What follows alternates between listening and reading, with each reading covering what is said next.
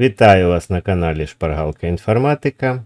Сьогодні ми з вами подивимось на те, як можна ще робити анімацію у 3D Blender за допомогою моделювання фізичних процесів взаємодії об'єктів.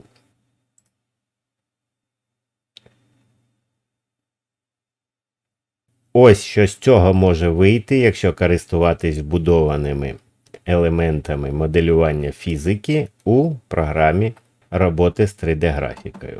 Запускаємо наш блендер. У нас є стандартний кубик, який ми піднімемо так, щоб він був над рівнем нашої поверхні. І додамо ще кульку.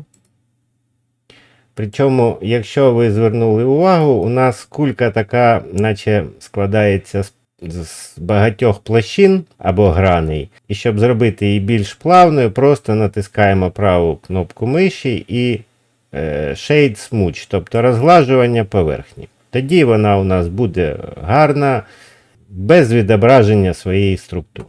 Якщо ми уважно подивимось на нашу бічну панельку, то тут є така вкладинка, як Physics Properties, тобто фізичні властивості. І от якщо я на кульці встановлю, що вона у нас тверде тіло, тут є різні варіанти фізичних властивостей, тобто силові поля, встановлення колізій, матерія, м'яке тіло, рідке тіло і тверде тіло Rigid Body, яке нас зараз цікавить. Тобто це тверда кулька, наприклад, металева.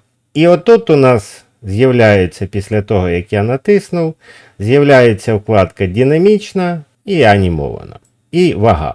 Це те, що нас зараз цікавить. От ми зробили деякі дії, тобто сказали, що ця кулька у нас тверда на вкладинці фізика. Запускаємо анімацію і вона у нас кудись падає. Тобто на неї діє сила тяжіння і вона у нас полетіла кудись вниз.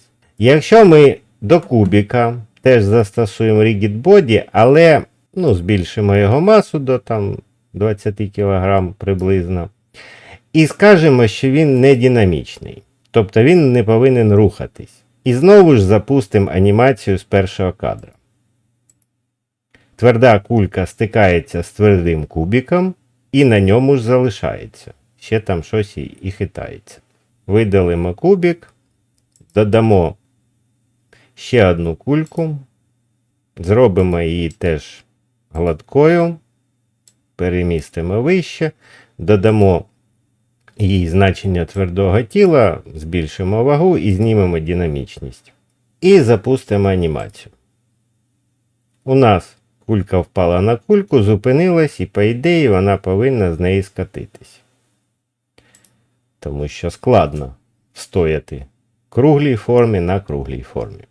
До речі, отут у нас в пункті колізії, це так звані колізії, тобто взаємодія об'єктів, а точніше, як розраховується взаємодія об'єктів один з одним. Якщо ми хочемо найточнішу анімацію, у нас оця колізія повинна встановлюватись по мешу. Тобто по формі наших граней, наших отих вузлів, які ми формуємо, коли робимо об'єкт. І тут теж ми включимо по мешу. Якщо ми запустимо з таким варіантом обробки ситуації взаємодії, тобто взаємодія по сітці об'єкту, у нас анімація буде більш точна і більш схожа на реальну. Якщо ми кульку трошки зсунемо в бік і запустимо анімацію, у нас дуже схоже на те, як відбувається це в реальності. Якщо ми додамо ще один об'єкт плаский, збільшимо його у просторі, те ж саме надамо йому значення Rigid Body, знімемо динаміку, впустимо кульку, вона покотиться по цій площині, а потім з неї впаде.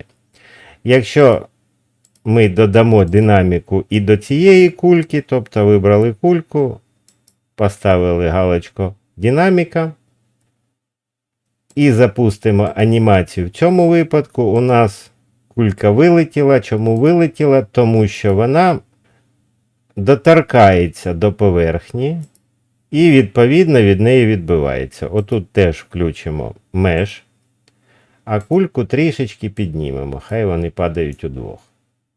От зараз буде анімація схожа на взаємодію. Цю кульку трішечки штовхнули, але оскільки вона у нас важча, ця важить 1 кг, а ця важить 9. Якщо ми цю вагу збільшимо до 30, у нас буде зовсім інша реакція. Тобто закони фізики тут більш-менш схожі на правду. Вважаю, що для першого знайомства з фізичним моделюванням достатньо. Тому, щоб не пропустити наступні уроки, підпишись. А на сьогодні будемо завершувати. До зустрічі на нашому каналі Шпаргалка Інформатика.